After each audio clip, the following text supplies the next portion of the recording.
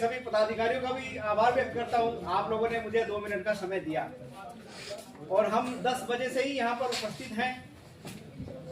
शिक्षा से संबंधित बहुत सारी बातें यहाँ पर आ गई, ज्यादा कहने के लिए कुछ बचा नहीं। आचरण करने की बात है, कुछ 1-2 बातें बताऊंगा, फिर आप लोग अपने अपने घर को जा सकते हैं। सबसे पहली बात है, शिक्षा पर बात किया। शिक्षा का मतलब होता है अंतर मन को विकसित करना, और अंतर मन को विकसित करने का मतलब है कि हमारे अंदर के जितने भी दुर्गुण है वो सब समाप्त होए और एक नेतृत्व शक्ति को प्राप्त करना। और संक्षेप में ये कहा जाए कि शिक्षा से बुद्धि का विकास होता है, बुद्धि से विवेक का विकास होता है, विवेक से न्याय का विकास होता है, न्याय से निर्णय बनता है और निर्णय से नेतृत्व बनता है। यदि हम अपने ही समाज को नेतृत्व देना चाहते हैं या उस समाज में नेतृत्व विकसित करना चाहते हैं, तो शिक्षा एक ऐसा माध्यम है जो हमें नेतृत्व उपलब्ध करा सकती है। क्योंकि जैसे मैंने बताया, शिक्षा से बुद्धि, बुद्धि से विवेक, विवेक से न्याय, न्याय से निर्णय, निर्णय से नेतृत्व बनता है। और ये बात हम आप लोगों को बताना चाहते हैं। विद्यार्थी लोग चले गए, कोई भी कार्यक्रम हो या कोई भी काम हो या कोई भी लक्ष्य हो, उसको हासिल करने के लिए 4D फार्मूले की आवश्यकता पड़ती है। कौन? डी का मतलब होता है डिजायर, मैंने सबसे पहले इच्छा शक्ति पैदा करना। इन लोगों ने भी इच्छा शक्ति पैदा किया होगा। आप लोग भी अगर अपने बच्चों को आगे बढ़ाना चाहते हैं, उस पर अमल करिए। पहला डी जो होता है उसे कहते हैं डिजायर। डिजायर का मतलब होता है इच्छा शक्ति। दूसरा डी होता है डायरेक्शन, यानी दिशा निर्देशन। और तीसरा डी होता है डेडिकेशन, माने उसके ऊपर तन्मयता के साथ जो है लग जाना। और चौथा डी होता है डिसिप्लिन, यानी हिंदी में इसको कहे, पहले यदि कोई इच्छा शक्ति है, उस इच्छा शक्ति के अनुसार उसको जो है दिशा निर्देशन अगर मिल जाए। तीसरा, दिशा निर्देशन होते हुए भी अगर वो समर्पण भावना से काम नहीं करेगा, समर्पण भावना से काम करते करते अनुशासन में रह करके नहीं काम करेगा, तो कोई भी लक्ष्य हासिल नहीं कर सकता। तो जितने भी विद्यार्थी तो चले गए, उनके काम की बात ये थी। तो इन 4D फार्मूले पर आप जो गार्जियंस हैं उन बच्चों को बताइए, पहले उनके अंदर इच्छा शक्ति का जागरण करिए। इच्छा शक्ति का जागरण कैसे होता है? जैसे आज बिंद युवा महासभा में हम लोग आए, अपने बच्चों को साथ में ले आए, उसको सुनकर, देखकर, समझकर, एक दूसरे से वार्तालाप करके, व्यवहार करके बात सीखते हैं, तो उससे इच्छा शक्ति जागृत होती है, हम भी ये काम करेंगे। उसके बाद जो यहाँ बैठते हैं लोग बाग, वो दिशा निर्देश देते हैं, वो दिशा निर्देशों का पालन करें, उनको समझे, और उसके बाद जो दिशा निर्देशन मिला है उनके अनुसार समर्पण भाव से अगर हम काम करते हैं या वो करवाते हैं उनसे, तो उनके अंदर जागृति उत्पन्न होती है। और उसके बावजूद भी सब कुछ रहते हुए अगर अनुशासन नहीं होगा, अनुशासन का ये मतलब होता है, अनुशासन का ये मतलब होता है जो काम दिया गया है, बच्चों को होमवर्क मिलता है, यदि वो समय से नहीं करता तो अनुशासनहीन है। पिता की जो जिम्मेदारी है और पिता उस बात को निर्वाहन नहीं करता, वो भी अनुशासनहीनता है। माता की जो जिम्मेदारी है अगर वो निर्वाहन नहीं करती तो वो भी अनुशासनहीनता है। तो इस तरह से 4D फार्मूले पर अगर हम लोग चलते हैं, अपने बच्चों को चलाते हैं, तो निश्चित कोई भी मुकाम हासिल किया जा सकता है। बच्चों के लिए मैं बताना चाहता हूँ।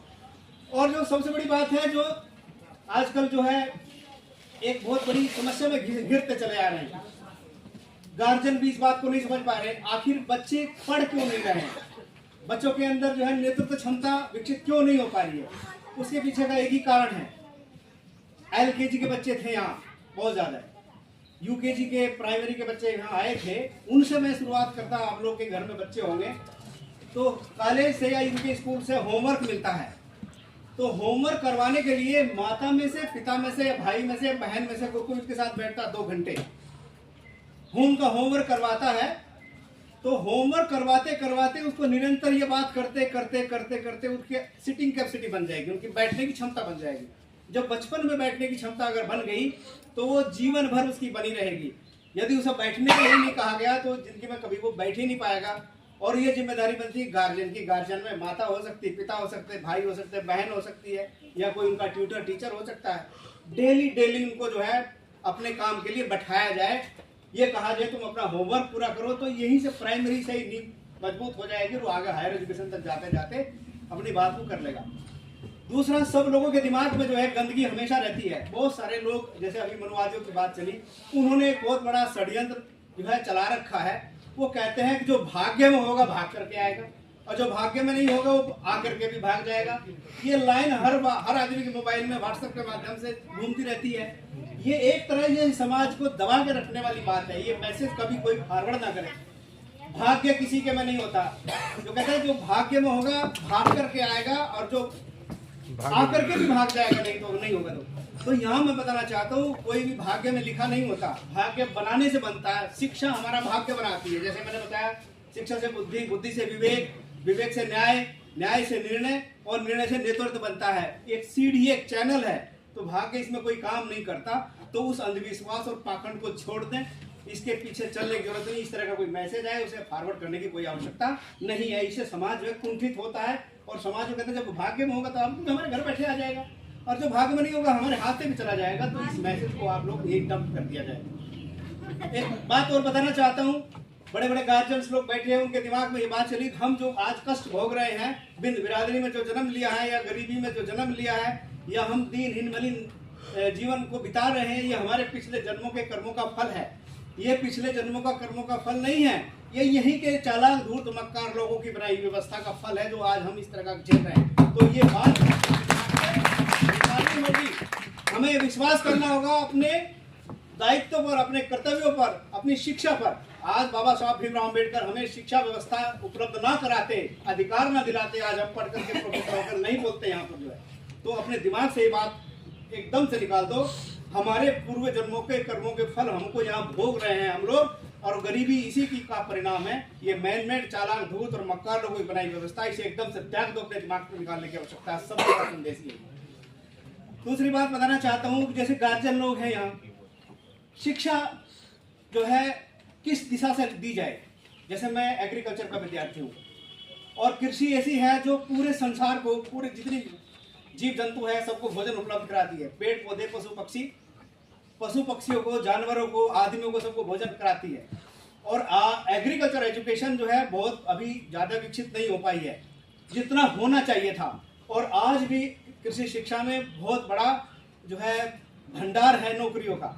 एग्रीकल्चर में ही सारा का सारा संसार जो है उसी पर डिपेंड करता है। और कृषि शिक्षा में जो है इतनी बड़ी संभावनाएं है, वो मैं बताना चाहता हूँ। आप अपने बच्चों पर ध्यान दीजिएगा। अगल बगल को भी ज़्यादातर लोग चले गए तो देखिए, यदि एग्रीकल्चर से इंटरमीडिएट तक आप अपने बच्चों को कहीं भी पढ़ाइए, कुछ भी कराइए, साइंस पढ़ाइए, विज्ञान पढ़ाइए, एग्रीकल्चर पढ़ाइए, जब आप बीएससी में जाएंगे तो बीएससी एग्रीकल्चर से करने के बाद कहाँ कहाँ फ्यूचर है।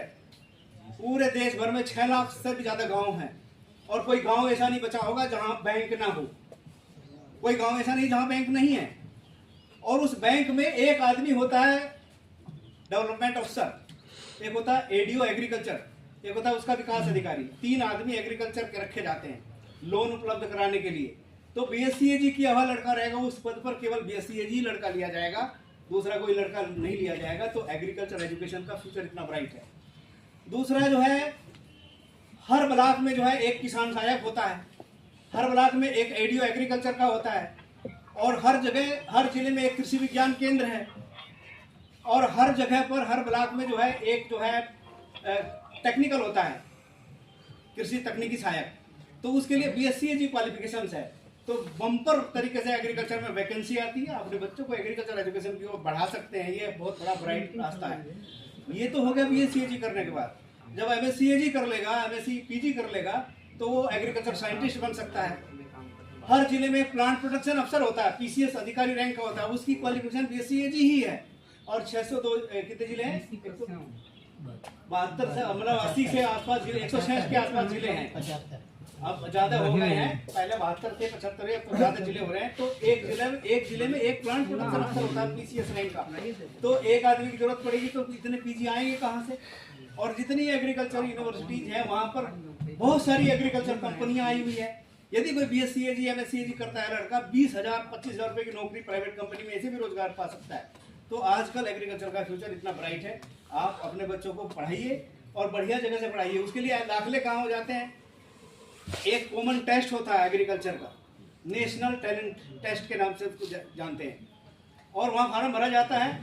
तो देश की जो 35% जो सीटें हैं उसी से भरी जाती है। उसमें जो टॉप रैंकर होते हैं उनको जो है 12,000 रुपये महीना की जो है स्कॉलरशिप मिलती है यूजी करने के लिए। BSc में पढ़ने के लिए, MSc में पढ़ने के लिए, और जो है उसने नेशनल टैलेंट सर्च भी उसको कहते हैं, तो वहाँ आप भरेंगे उसके लिए, तो वहाँ भी आपका काम मिलेगा। जो आपके बच्चे पढ़ रहे होंगे उनके बीच में ज्ञान जाना चाहिए, ICAR की वेबसाइट पर आपको जानकारी मिल जाएगी, या हमसे भी आप संपर्क करेंगे तो फॉर्म भरा जाएगा।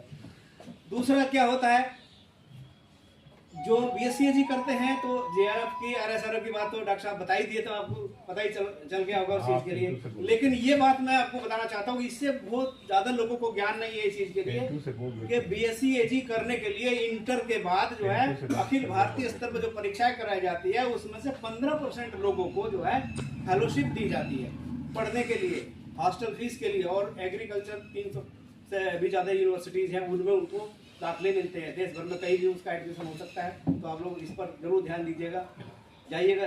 भले ही लोग सुनने वाले कम हैं, लेकिन कान खबर हो जाएगी तो उसका बेनिफिट उसको मिलेगा। दूसरी बात है कि आप लोग एग्रीकल्चर रिसर्च सर्विसेज में भी उसको ले जा सकते हैं, कृषि वैज्ञानिक बन सकते हैं, कृषि विज्ञान केंद्र में जो है सब्जेक्ट मैटर स्पेशलिस्ट बना सकते हैं, और डिग्री कॉलेज में प्रोफेसर बना सकते हैं। इस तरह से इतना ब्राइट फ्यूचर एग्रीकल्चर का, और एग्रीकल्चर के लिए कंपटीशन केवल एग्रीकल्चर के विषय से ही होगा। जैसे बैंक का PO का एग्जाम होता है, तो बैंक PO में BA BSc और जो है BSc AG कॉमर्स सब लोग बैठते हैं, और सबके बीच में कंपटीशन होता है। मगर एग्रीकल्चर की जो परीक्षाएं होती हैं उसमें केवल एग्रीकल्चर के ही विद्यार्थी बैठते हैं, उन्हीं के बीच में कंपटीशन होता है। तो एक लिमिट संख्या होती है, उसमें कॉमर्स वाला नहीं भर सकता, उसमें साइंस वाला नहीं भर सकता, उसमें आर्ट वाला नहीं भर सकता, केवल वही एग्रीकल्चर के विद्यार्थी रहेंगे, जिससे कि वो जो है कंप्यूटर उनके वही बनेंगे, दूसरा कोई नहीं बनेगा। तो एक सीमित संख्या में से रोजगार लेना बहुत आसान है। तो आप लोग एग्रीकल्चर एजुकेशन को भी प्रमोट करिए, बढ़वाइए। और कहने के लिए तो बहुत सारी बातें आप लोगों ने सुनी होगी, इन्हीं शब्दों के साथ मैं अपनी बात को समाप्त करता हूँ।